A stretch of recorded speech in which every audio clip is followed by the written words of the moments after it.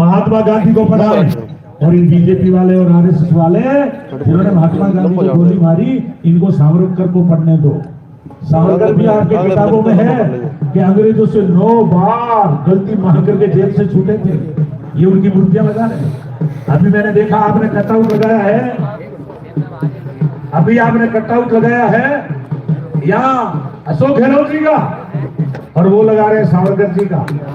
मैं ये कह रहा हूँ कि गहलोत साहब तो उस पंक्ति में खड़े हो गए हैं जिस पंक्ति में ज्योतिबा फुले थे, जिस पंक्ति में डॉक्टर अंबेडकर थे, जिस पंक्ति में इंदिरा गांधी और राजीव गांधी थे। इसलिए मैं आग्रह कर रहा हूं साथियों, देश का प्रजातंत्र खतरे में है, संविधान आपका खतरे में है। इन आरएसएस के बदमाशों ने पार्लियामेंट के सामने हमारा जो है संविधान जलाने का काम किया है, और डॉक्टर अंबेडकर ने कहा था जिस दिन ये संविधान जल जाएगा, इस देश में संविधान कमजोर हो जाएगा, उस दिन अंबेडकर की सोच कमजोर हो जाएगी, इस देश का प्रत्येक नागरिक कमजोर हो जाएगा। इसलिए मेरे दलित भाइयों, ये मेरे किसान भाइयों, ये मेरे गांव के जो पढ़े लिखे आप नौजवान, आप लोग इस देश का भविष्य बनाने वाले लोग हैं।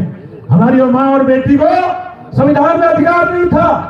आज भी मैं देखता हूं जहां बीजेपी का राज है, वह महिलाओं को मंदिर में नहीं घुसने दिया जाता, दलितों को मंदिर में नहीं घुसने दिया जाता।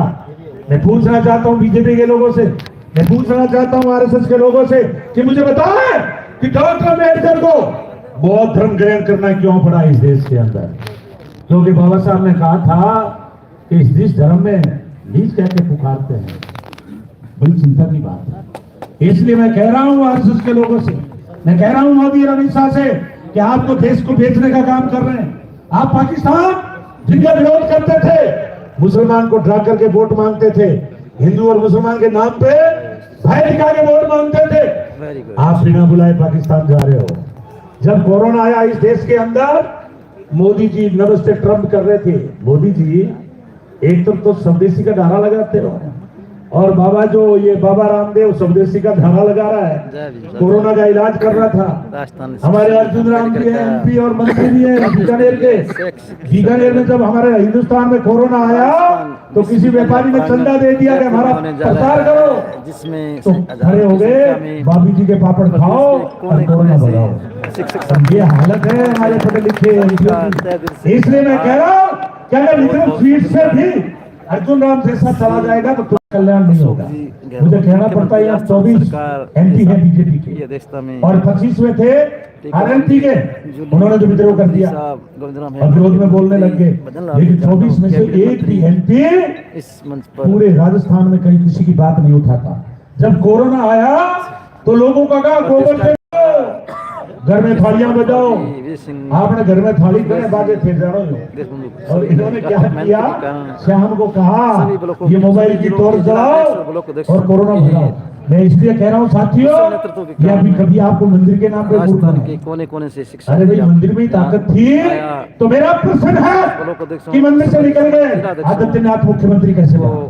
हमें तो कहते हैं मंदिर में जाओ पूजा करो, हम पूजा करते हैं, पूरे मंदिरों को बनाते हैं, लेकिन आदित्यनाथ जी आप मंदिर से निकल के मुख्यमंत्री कैसे बने? विशाल संगठन और घर में कपड़े रखते हैं, मूर्ख बनाते हैं, भ्रमित करते हैं, और जाओ यूपी में जो भी सरकार के खिलाफ बोलता है उसको जेल में जाना पड़ता है। एक यूएपीए कानून है, उस कानून कहते हैं बहुत सारे लोगों को वहां बंद कर रखा है, बहुत सारे लोगों की हत्याएं कर दी, और जब कोरोना आया लाश दफनाने के लिए जगह नहीं थी साथियों, गंगा के अंदर 5-5 हजार लाशें तैर रही थी। इसलिए मैं धन्यवाद करता हूं अशोक गहलोत साहब को कि जब कोरोना आया घर घर में निःशुल्क दवाई भी, किसी को भी भूखा नहीं रहने दिया। इसलिए एक बार